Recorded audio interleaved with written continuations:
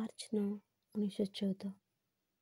ଯେଉଁମାନେ ତୋରି ପାଇଁ ଓ ତୋ ମଧ୍ୟରେ ବାସ କରନ୍ତି, ସେମାନେ ସେମାନଙ୍କର ସ୍ଥୂଳ ପାରିପାର୍ଶ୍ୱିକ ଅବସ୍ଥା, ସେମାନଙ୍କର ଦୈନନ୍ଦିନ କର୍ମସୂଚୀ, ଅଭ୍ୟାସ, ଜଳବାୟୁ, ଆବେଷ୍ଟନୀ ସବୁ ପରିବର୍ତ୍ତନ କରିପାରନ୍ତି।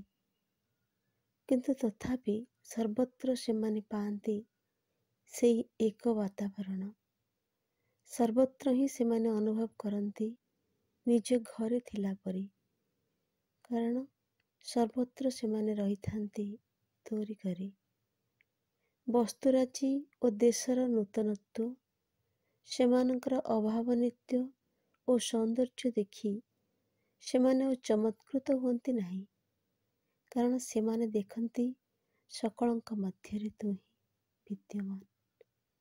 ଏବଂ ସେମାନଙ୍କର ସଙ୍ଗରେ ତୋର ଯେଉଁ ଚିର ଅକ୍ଷୟ ଐଶ୍ୱର୍ଯ୍ୟ ସର୍ବଦା ରହିଥାଏ, କ୍ଷୁଦ୍ରତମ ଧୂଳିକଣା ମଧ୍ୟରେ ବି ତାହା ପରିସ୍ଫୁଟ। ସମସ୍ତ ପୃଥିବୀ ତୋର ଜୟଗାନ କରେ, ସମସ୍ତ ଅନ୍ଧକାର, ଦୈନ୍ୟ ଓ ଅଜ୍ଞାନ ସତ୍ତ୍ୱେ ବି ଏସବୁ ମଧ୍ୟରେ ଆମେ ପ୍ରତ୍ୟକ୍ଷ କରୁ ତୋର ଦିବ୍ୟ ପ୍ରେମର ମହିମା ଏବଂ ତା ସଙ୍ଗେ ସଂଯୋଗ ସ୍ଥାପନ କରିପାରୁ ନିରନ୍ତର ଓ ସର୍ବତ୍ର। ହେ ଭଗବାନ, ହେ ମଧୁର ପ୍ରଭୁ, ଏହି ଜାହାଜ ଉପରେ ହିଁ ମୋର ଏ ସମସ୍ତ ଉପଲବ୍ଧି ହୋଇଛି। ମନେ ହୁଏ ଜାହାଜଟି ଯେପରି ଏକ ଶାନ୍ତିର ଧାମ, ପୁଣ୍ୟ ମନ୍ଦିର, ତତେ ହିଁ ପୂଜା ଦେଇ ଯେପରି ସେ ଚାଲିଛି ନିଷ୍କ୍ରିୟ ଅବଚେତନାର ତରଙ୍ଗରାଶି ଭେଦ କରି।